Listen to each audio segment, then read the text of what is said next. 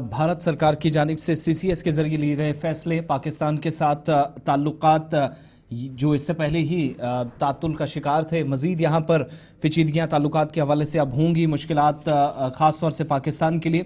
और इस पर न्यूज़ कॉन्फ्रेंस के जरिए जो बड़े फैसले हुए, सिंतास मुआहिदा जिसको तब तक रोका गया जब तक भारत सरकार के मुताबिक पाकिस्तान दहशतगर्दी की जो माली तौर मुआवनत कर रहा है या पाकिस्तान में उन्हें जगह दे रहा है दहशतगर्द तंजीमों को, उनकी मुआवनत ख़त्म नहीं की जाती। एक ये फैसला, अटारी सरहद पर चेक पोस्ट को बंद करने का फैसला, और जो लोग सरहद पार गए हैं वो 1 मई से पहले पहले वापस आएंगे, उनको मौका दिया जा रहा है।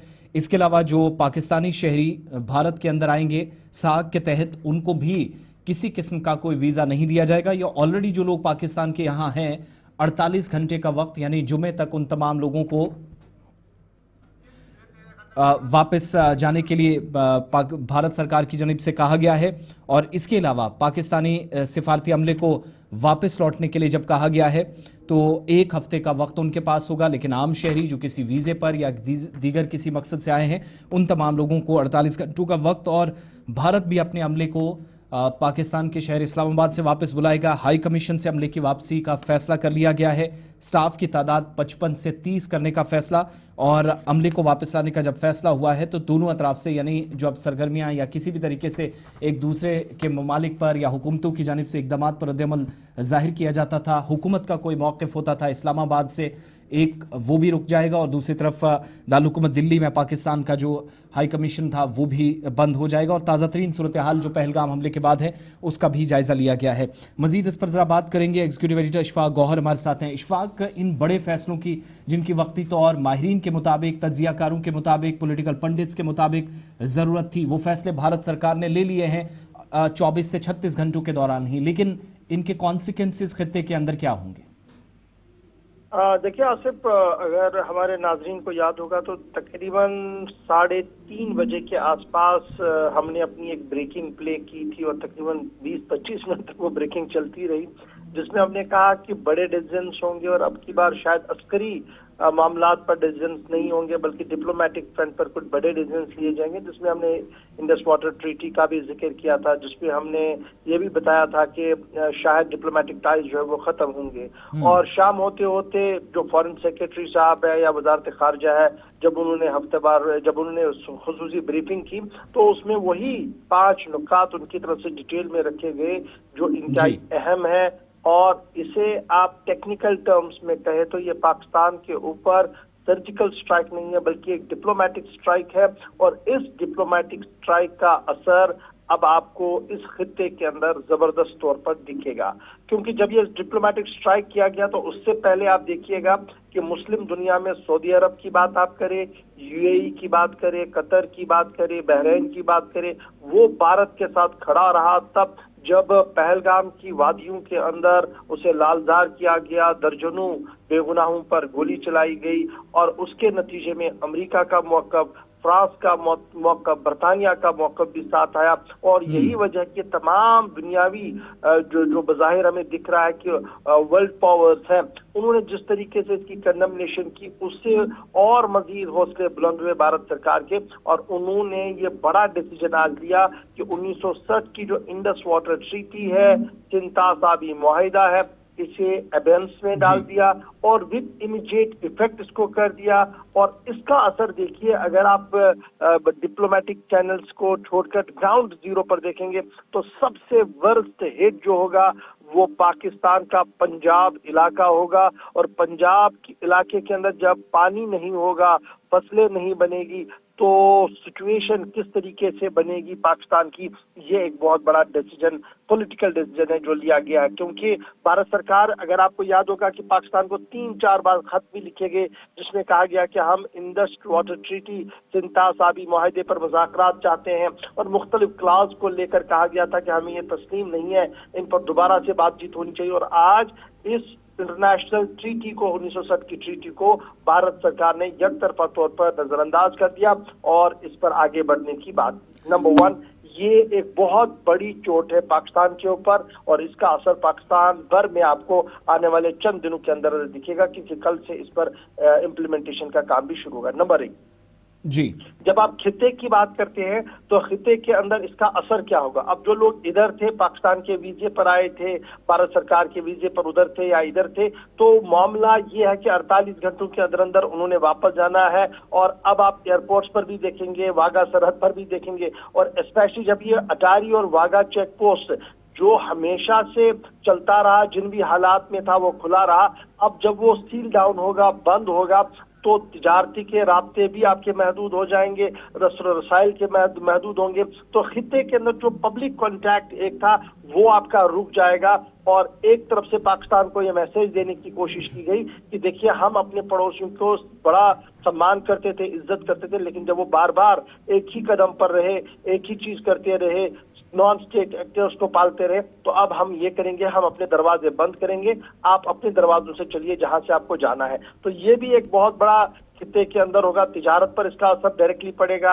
पाकिस्तान से जो लोग यहाँ इलाज करने के लिए आते थे, स्पेशल वीजे जिन्हें मिलते थे, ST/ST जिन्हें मिलते थे, वो खत्म होंगे। सार्क पर जिन्हें वीजा एग्जेम्पशन मिलता था वो खत्म कर दिए गए। तो इससे सबसे ज्यादा असर जो होगा उन लोगों का। और दूसरी बड़ी बात, जिनके रिश्ते आर पार है, पाकिस्तान में जिनके रिश्ते हैं, मुजफ्फराबाद में जिनके रिश्ते हैं, या भारत में जिन पाकिस्तानियों के रिश्ते हैं, वो इस डिसीजन के बाद बहुत ज्यादा दुखी होंगे, क्योंकि अब वो आ जा नहीं सकते हैं, कम्युनिकेशन लाइंस भी ज्यादा नहीं चल पाएंगी।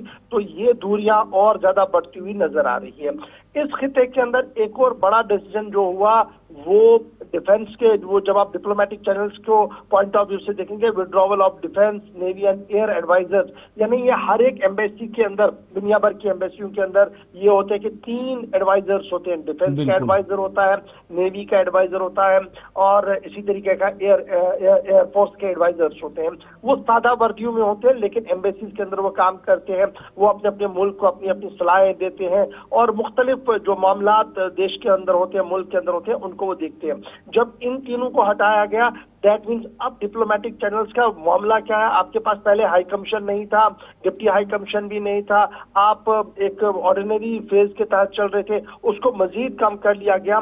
तो अगर ऑफिशियल आप देखेंगे तो आपके पास एक दफ्तर जरूर है, लेकिन दफ्तर के अंदर ना आपके पास वो बड़ा अमला है, ना आपके पास बड़े अधिकारी है, ना आपके पास बड़े अफसर है जो डिसीजन मेकिंग अफसर्स है। तो एक छोटा सा डमी ऑफिस खोल के आप क्या करेंगे, आप ये मान लीजिए कि 80 to 90% ये चैनल ऑफ कम्युनिकेशन, ये डिप्लोमेटिक चैनल जो है, इसे भी क्लोज कर दिया गया है।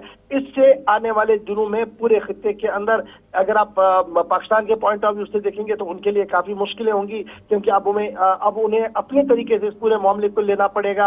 इंटरनेशनल कोर्ट ऑफ जस्टिस तक वो जाने की बात कह रहे हैं, लेकिन भारत सरकार ने पहले ही अपनी फील्डिंग पूरी मजबूत कर ली है और ये साफ कर दिया कि terror and talks can't go together.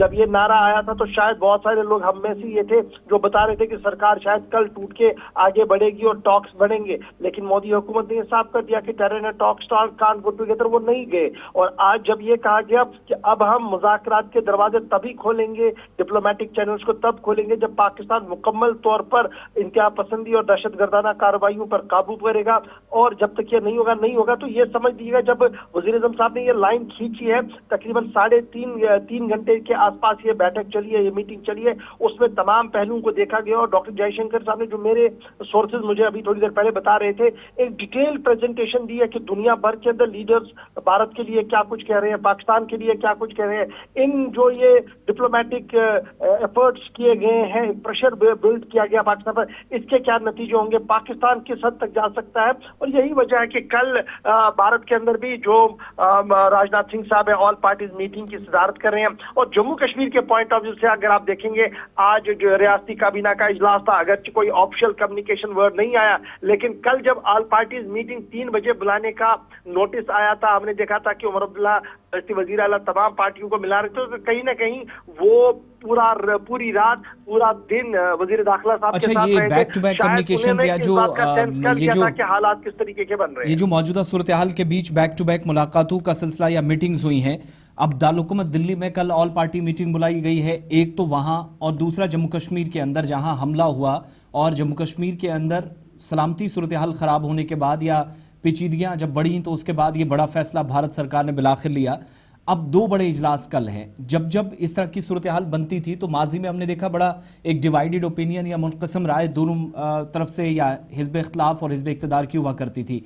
इस बार वो जो ओपिनियन डिफरेंट आता था, क्या कोई इत्तेफाक राय कायम होगी?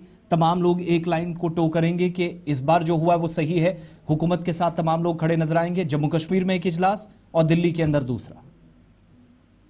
देखिए, जहां तक मुल्की सियासत की आप बात करेंगे तो यहाँ पर लेफ्ट पार्टीज का एक छोटा सा रोल रहेगा, वो शायद इसका अपोज करेंगे।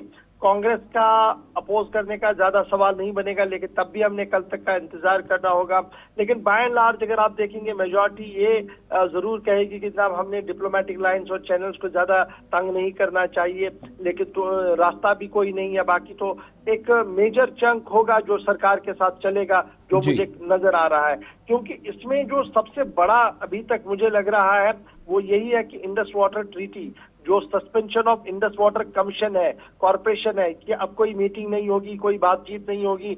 और ये जो इस ट्रीटी के तहत 39 बिलियन क्यूसिक मीटर पानी इंडस रिवर का स्ट्रीम होता था, फ्लो होता था पाकिस्तान की ओर, जब इसको डाइवर्ट या रोकने की बात होगी तब पाकिस्तान के अंदर हंगामा तो होगा। लेकिन पॉलिटिकली यहाँ कितना हंगामा इस पर होगा वो थोड़ा सा इंतजार कल तक करना होगा जरूर। लेकिन जब आप कश्मीर की बात करेंगे तो कश्मीर में जो ऑल पार्टीज मीटिंग बुलाई गई है, तो मुझे याद आ रहा है साबिक वजीर आला महबूबा मुफ्ती का वो बयान जिसमें उन्होंने कहा था कि जनाब दरिया हमारे हैं, पानी हमारा है और हमसे कभी पूछा नहीं गया, हमसे ज्यादा नुकसान हो रहा है, इस पर नजरसानी होनी चाहिए। उन्होंने पब्लिकली इस बात को दोहराया था और कई बार दोहराया था। शायद अगर कल जब मीटिंग होगी तो वो इस वाले मुद्दे पर ज्यादा कोई बात ना कर पाए, क्योंकि पब्लिक स्टैंड उनका इस पर आ चुका है। लेकिन पाकिस्तान के साथ मुज़ाकरात को लेकर उनका अपना एक मौक़िफ़ है, जनाब आप पड़ोसियों के साथ मुज़ाकरात किए बगैर नहीं आगे बढ़ सकते हैं। नेशनल कॉन्फ्रेंस के अंदर भी कुछ आवाजें ऐसी हैं जो ये चाहती हैं कि मुज़ाकरात के दरवाजे बंद ना किया जाए। इसलिए उमर के लिए भी कल का दिन ज्यादा आसान नहीं होगा। चाहे आप पॉलिटिकली देखिए तो सज्जाद लोन का भी एक व्यू पॉइंट कल इंपॉर्टेंट फैक्टर रहेगा, सीपीआईएम का एक बड़ा फैक्टर रहेगा, लेकिन मेजर चंक रहेगा कांग्रेस एंड नेशनल कॉन्फ्रेंस के पास। जब वो वहां पर कल मिलेंगे उनकी लाइन ऑफ एक्शन क्या होगा वो देखने लायक होगा। लेकिन श्रीनगर आते आते भी ऑल इज वेल आप कहेंगे तो मुझे वो चीज नजर नहीं आ रही है। बहुत बहुत शुक्रिया इशफाक, तफसीलात से बात करने के लिए, और खास तौर से उस बड़े फैसले के बाद जिससे दोनों